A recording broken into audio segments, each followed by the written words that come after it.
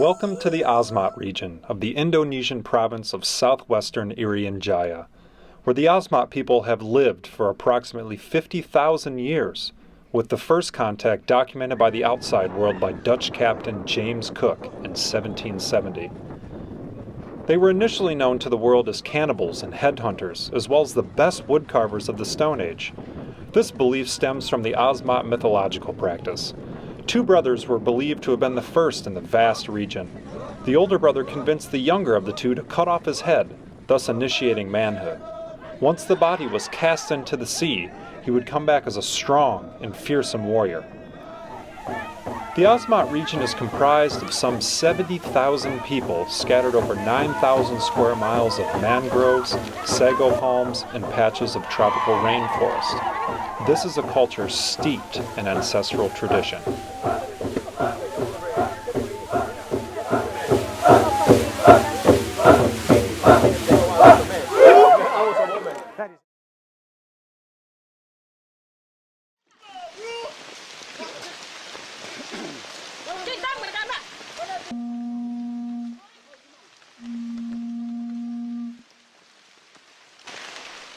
The natural environment has been a major factor of the Asmat, as their culture and way of life are heavily dependent on the rich natural resources found in their forests, rivers, and sea.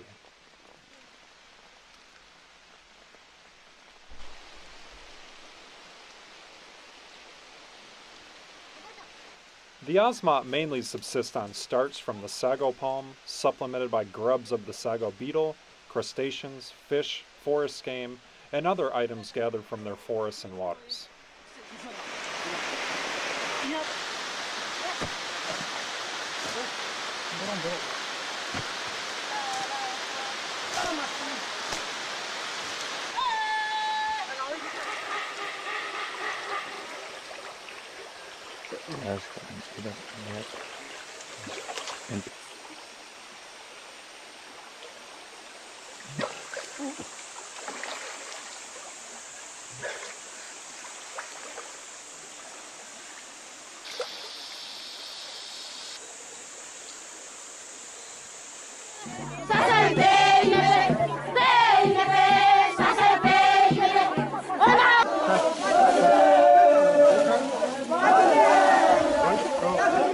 Asmat people have a variety of factors to work around when it comes to their living situation.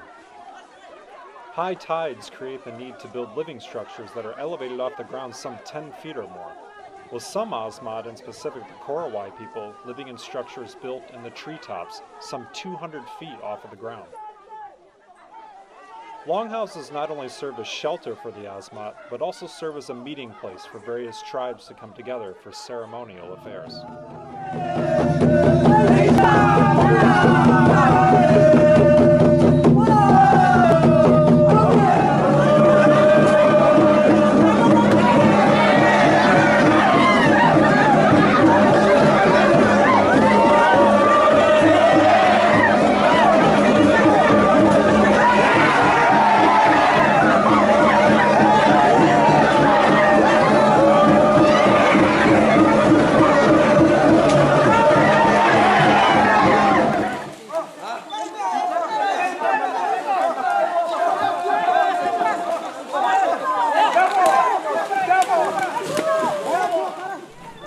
The Asmat honor deaths in their immediate group with feasts and rituals.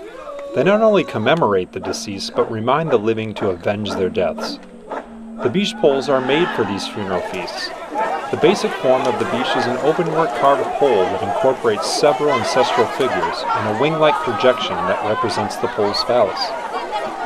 In Asmat belief, no death is accidental. Each death is always caused by an enemy, either through headhunting raids or sorcery. Death creates an imbalance in society which the living have to correct by taking an enemy head. When a village has suffered a number of deaths, it holds a bish ceremony, which consists of a series of feasts held over several months. A number of bish poles are carved for the ceremony and displayed in front of the men's house, where they form a center of a mock battle between men and women. The poles are kept until a successful headhunt has been carried out and the balance has been restored. After a final feast, the Asmat abandon the beech poles in the sago palm groves where they obtain their primary food. As the poles decay, their believed fertile supernatural powers seep into the earth and fertilize the sago trees.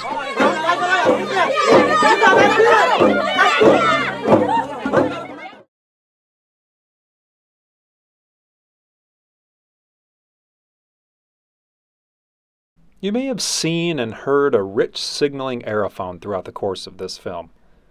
The Asmat people created a device called the fu, which are distinctive trumpets made from elaborately carved thick sections of bamboo.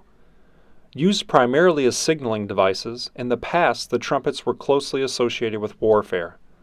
When raiding an enemy village, warriors fiercely blew the fu, whose loud sound was believed to have terrified enemies and rendered them immobile.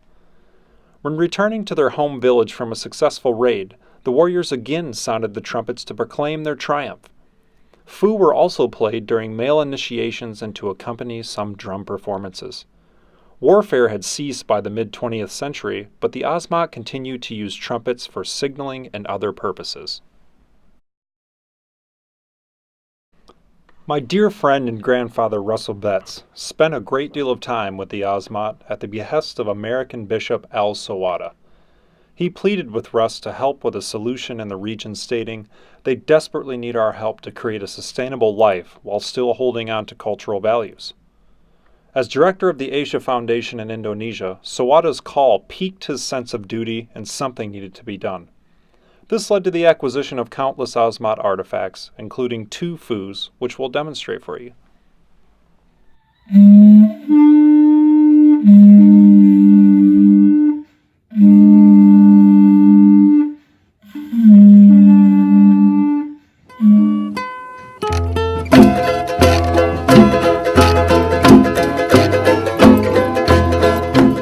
Up until the 1950s, the Asmat were relatively secluded. Only in the last few decades, primarily due to the work of missionaries and the Indonesian government, have the Asmat learned how to read and receive proper medical attention. During the contact era, there were problems with diseases such as cholera and influenza. Clean water is also an issue due to the rising level of pollution in their once pure life sources. However, as life moves on for the Asmat, one must ask, what does the Western world have in store for them?